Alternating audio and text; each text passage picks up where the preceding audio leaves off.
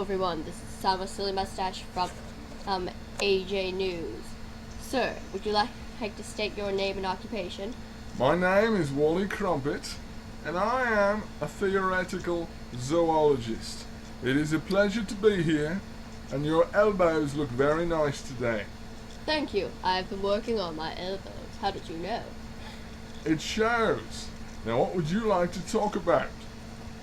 Well, there is something that even top news reporters like me have been confused about.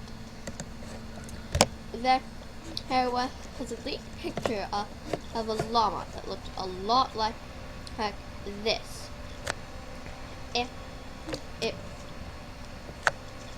It was thought to have been real. Then some people thought it was fake, but actually llamas are coming. Now, I thought that if I click this, it would show the picture. It would maybe even show the leaked picture or something that sort of looked like that. But instead, it shows this white and orange llama instead of the llama that you can click on. What do you think about this, Wally Crumpet? Well, you see, there's llamas, and then there's llamas. Now, you may not understand what I mean by that, but let me say it again. There's llamas, and there's llamas, alright? So, you can use the word llama in one context that means one thing. You can use the word llama in another context and it means an entirely different thing. So, now to answer you with more complexity and greater intellectual confusion, I want to point out that llama does in fact mean four-legged, hairy, brown, South American ruminant. However, the other meaning of llama, by which Animal Jam, vis-a-vis Animal Jam, may in fact be creating a bit of confusionism, is that the other definition for llama is a bit different. You see, the other kind of llama, if you use the other word llama, is actually about 3 feet tall, has a shell, and leaves a slime trail behind him wherever he goes. That is also called a llama. These things will eat your moldy garden clippings. Occasionally they will be served with garlic and butter in a fancy restaurant. And sometimes you will see them driving Formula One cars, as they are quite known to be rapid when it comes to the old four-wheeled conveyances, if you know what I mean. I have no idea what you mean. Very good. Back to you, Sama.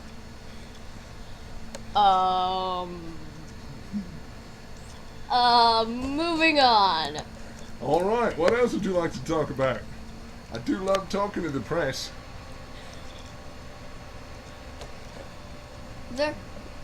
I'm mainly talking about how the newspaper. It is stated that the cloud party is for eagles and owls of Jamal, but you can buy clothing, which, as you could see, I can even wear myself. See, I can wear the things myself. Where you'd think that perhaps it would be eagles and owls only clothing, since it was bought in the cloud party. They also sell very good mustache dye. I see. Now, what was your question about that, ma'am? Well, I was just wondering why they would state and make a cloud party for eagles and owls only, if also the clothing could be worn by other animals. Well, I hear what you're saying. Now, I think I know the answer. We know that eagles and owls, they love to fly, but there's something they love even more than flying. Merchandising. They love to design a nice hoodie, and perhaps a nice capri pant. Mr. Where have you just gone? I don't know. I'm under the table and dreaming. However, I'm demonstrating how nice it is to wear their invisibility cloak.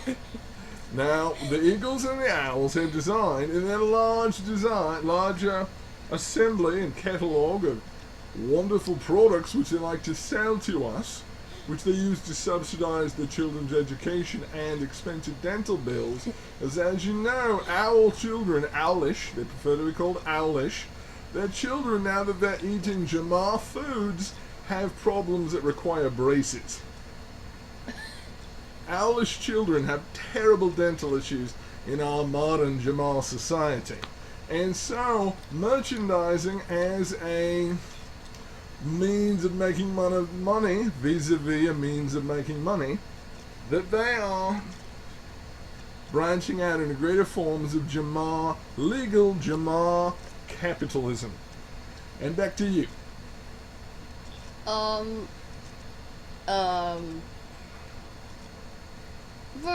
First, let me help you out have that invisibility cloak. Alright, Holly, I help you out your invisibility cloak. I'm go for the rest of his interview. I will keep on this clothes. It is very, very awesome. I see. And you know, regarding that invisibility cloak, I tell you, I cannot say how nice the breathability is on that fine owlish garment. Now, what was your final question there, Salma? Now, there's one question that has been that I know has been in me and Hammer's heads for a very, very, very long time, and I just got reminded of it because of pet piglets. They may seem adorable, but it might be. Now, this is off topic to what I was getting to, but I was thinking it might be a hint that perhaps animal pigs will be coming, because I barely ever have pets that do not go with an animal somehow. Now, the strange thing is that we know there to be many animals that are pets. Now there's something that confuses me. How come animals like hamsters, which you have right now, are not actually as self-aware as animals like you and me? Also, I'd like to know your opinion on the topic that a lot of times, like, there are pet owls and pet eagles and animal eagles. What separates the difference that makes one of them super tiny and not being able to talk, and the other one, like you or me? Well, that's a very good question there, Salma. First of all, and there's two questions there, vis-a-vis two questions. We start with the difference in sentience, relative sentience, between pet owls and sentient owls and pet eagles and sentient eagles. It's actually a life stage they complete after completing their MBAs in modern business practices.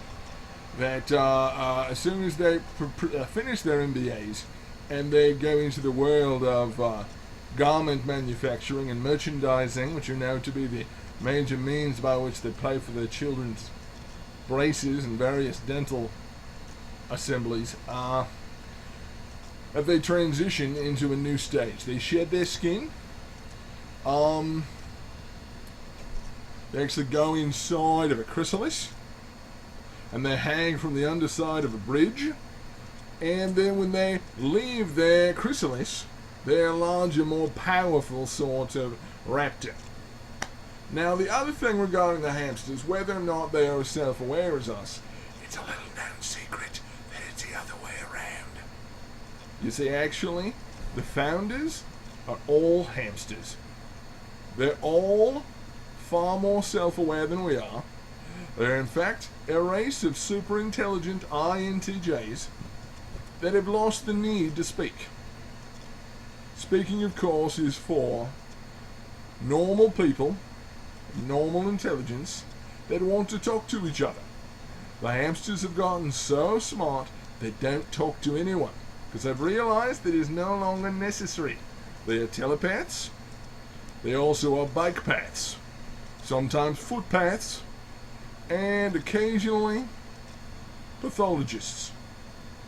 Nonetheless, do not underestimate our hamster friends. Thank you, Steve. My name is Steve. Thank you, Steve. Well, you who heard it here first. The